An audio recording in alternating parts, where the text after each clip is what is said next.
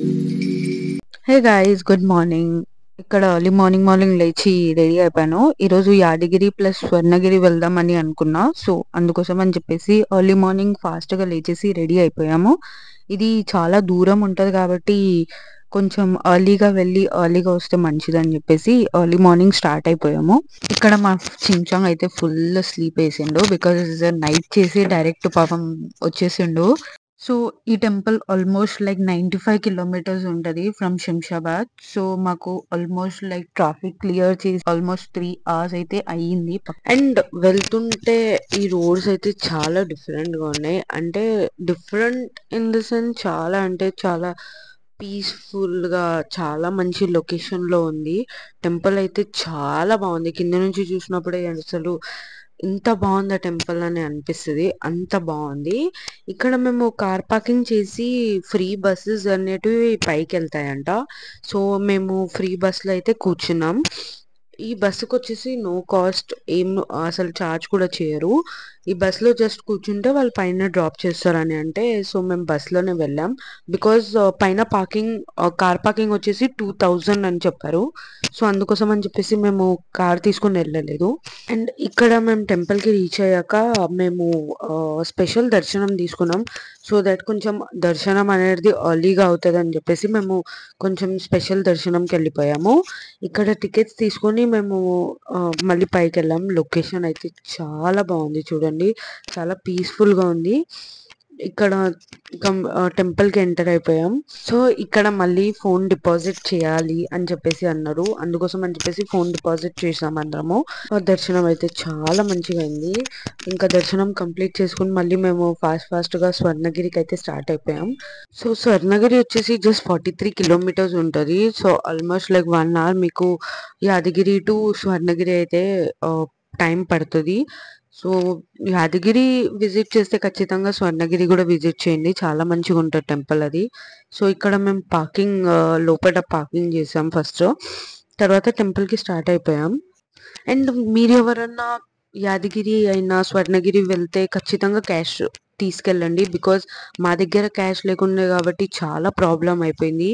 మేము అందరం జీపే వాడతాం కాబట్టి మా దగ్గర క్యాష్ అసలు 1 రూపీ కూడా లేకుండే. సో ఎవరి దగ్గర అయితే క్యాష్ ఉండదో వాళ్ళకి చాలా ప్రాబ్లం అవుతుంది. So please do carry cash. And ఇక్కడ ఎంట్రన్స్ లో ఇట్లా స్టెప్స్ ఉన్నాయి, ఇట్లా స్టెప్స్ ఎక్కి పైకి వెళ్ళాలి. మళ్ళీ వచ్చేసి టెంపుల్ చాలా అంటే చాలా బాగుంది నిజంగా. అసలు టెంపుల్కి వచ్చిన వైబ్సే వేరు, అసలు చాలా డిఫరెంట్గా ఉండిండే టెంపుల్. ఇంకా ఇక్కడ కూడా మళ్ళీ మేము దర్శనంకి వెళ్ళాలంటే ఫోన్ డిపాజిట్ చేయాలి అని చెప్పారు.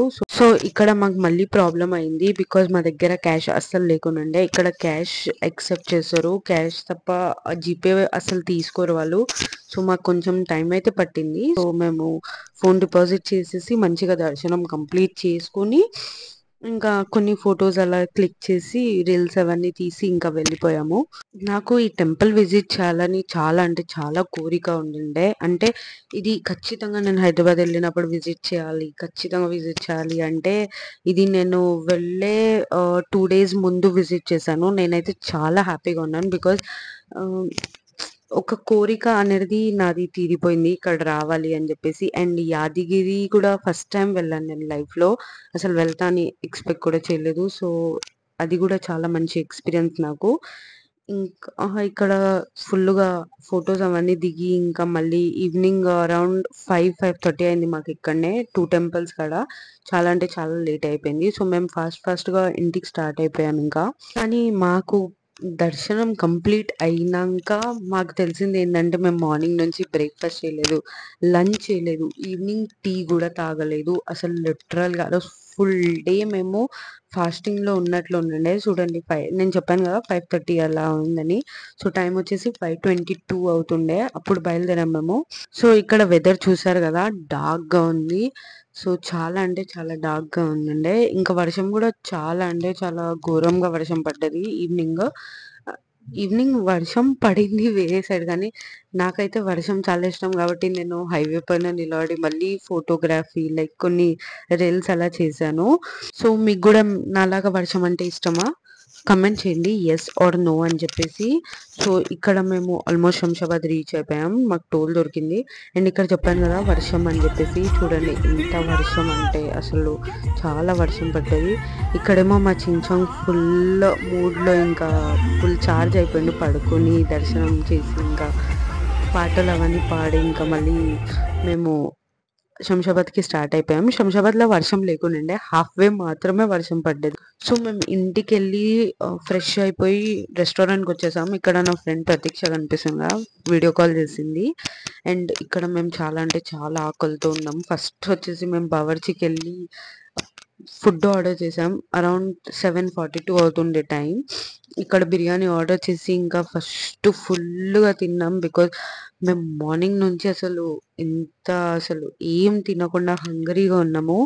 అండ్ గైస్ ప్లీజ్ మీరు ఇట్లా ఎక్కడికన్నా వెళ్తే మాత్రం ప్లీజ్ మీ ఫుడ్ అయినా క్యారీ చేసుకోండి, ఆర్ ఎల్స్ అట్లీస్ట్ మీరు ఏమన్నా తినడానికి తీసుకెళ్ళండి. బికాజ్ ఇది చాలా కష్టమైన టాస్క్, ఫుల్ డే ఫాస్ట్లో ఉన్నట్లనే ఉండండి.